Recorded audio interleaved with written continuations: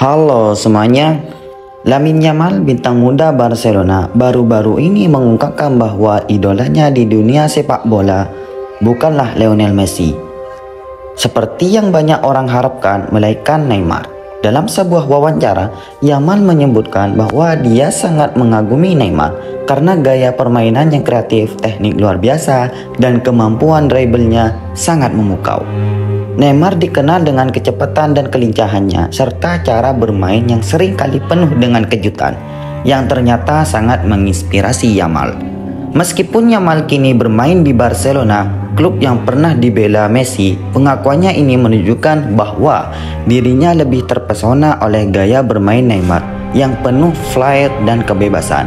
Neymar yang telah bermain di Barcelona dan Paris Saint-Germain menjadi contoh bagi Yamal dalam hal kemampuan teknis dan inovasi di lapangan.